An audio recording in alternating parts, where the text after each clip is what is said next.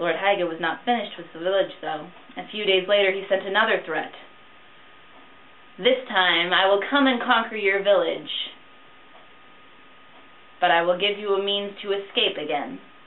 This time he sent a log with a hole in it that bent and twisted 7 times through the length of it.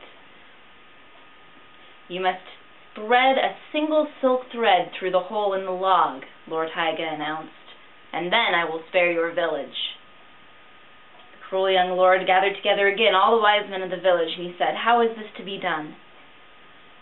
The wise men scratched their heads, and one of them said, "Lord, a needle does not curve and bend in that way. It is impossible to thread a silk thread through the hole." "Stupid fools!" cried the young lord, and he stomped off to the village again to hang a second notice, offering a reward to the person who could solve this problem. The young farmer went home again to his mother and explained the new threat of Lord Haga. His mother said, "Oh, that is not so difficult. Take the log, and on one side of the hole you must put some sugar. Then take an ant, tie a silk thread to it, and put it in at the other side. The ant will crawl through the curves and bends until he reaches the sugar, and he will bring the silk thread with him." "Mother, you are brilliant," said the young farmer, and he rushed off to tell the young lord. The young lord was amazed at the brilliance of the young man, and he gave him many pieces of gold again, and they sent the log with the silk thread back to Lord Haga, and the village was again spared.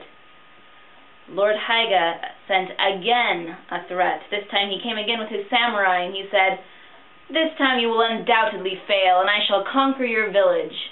You must bring me a drum that sounds without being beaten." The villagers were in despair. How could such a drum be made? The wise men put their heads in their hands. It is impossible to make a drum that sounds without being beaten. The young lord again put up a notice in the village, and the young farmer rushed home. "Mother, mother, Lord Haga sent another threat," and he explained to her what must be done. "Oh, this is the easiest of them all," his mother told him. "You must make a drum with sides of paper, and put a bumblebee inside. The bumblebee will buzz and beat itself against the sides of the drum, and then you will have a drum that sounds without being beaten." "Mother, you are wiser than all the wise men of the village," the young farmer told her, and he rushed off to tell the young lord. This time the young lord looked at the young man shrewdly, and he said, "You are too young to be so wise, wiser than all the wise men of the village. Tell me honestly, who has helped you to solve these problems?" The young farmer bowed his head. He didn't want to tell the young lord who was telling him the answers to the problems. He was fearful that the Lord would send him off to the dungeon and send his mother up the mountains to die. But the young farmer could not lie. "Lord, for the past 2 years I have broken the law of the land. I keep my mother hidden in a secret room under my kitchen floor, and it is she who has given me the answers to these problems and saved the village." He looked up fearfully at the cruel young lord, fearful that he would call his soldiers to take him off to the dungeon. The young lord looked silent and thoughtful.